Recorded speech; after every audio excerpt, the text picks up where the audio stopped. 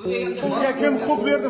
Qonunga aybdor qilyapsiz. Shu o'zidan xudoni yasab olgan yoki deylik zakaznoy qaror qabul qiladigan mana shu sudya shunaqa demoqchi emasman. Shunaqa sudyalar o'zi ko'payib ketdi oxirgi payt.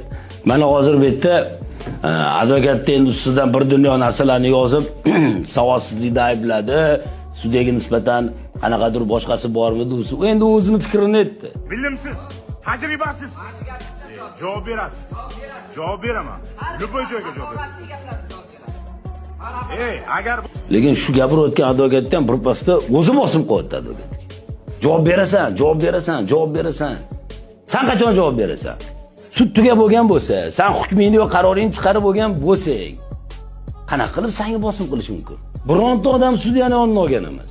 Buni sababi nima? Advokatlarni ham xalq sevmaydi, mana ochig'ini aytaylik. Advokatlarni ham ko'pini yomon ko'radi odamlar. Meni pulimni oldi, himoya qilmadi degan joylari bor. Vijdonli advokatlar ko'payaversin. Alloh ularni davomiy qilsin ko'pchiligini. Jabr chekish kerak. Mana bu advokat to'g'ri, sal tortcha bosh qilib gapirgan, lekin rahmat, otasiga rahmat. Haq bo'lgan odamlar norozi bo'lishi bu juda yomon achinarli holat.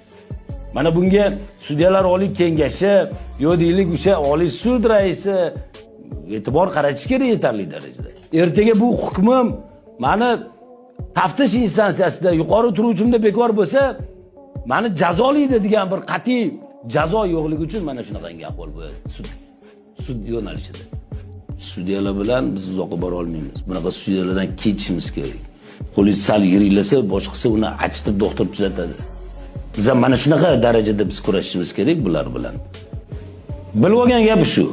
Sudyaga bosim qilmang. Etika, esda etika. To'g'ri, bu ham kerak, lekin joyida. Joyida hamma narsaning o'zining o'rni bor. Ular sudyalar oliy kengashi raisi, rahbari mashinasiga jiddiyroq e'tibor berib stol uradigan vaqt kelgan. Bu gaplarimiz uchun kallamiz ketsa ham biz kallamizni ko'ndiga qo'yib fikrimizni bildirdik va o'ylaymizki, bu fikrlarimizni qanaqadir ma'noda qing'ir qiyshiq yo bosim o'tqizding degan bir qanaqadir o'zlarini dejurniy gaplari bilan qaramasdan deylik tanqid asosli, to'g'ri tanqid va buni ustida biz ishlashimiz kerak. Bu bizni kamchiligimiz deb qarashadi degan umidimiz bor. Sog' bo'lasiz, salomat bo'ling.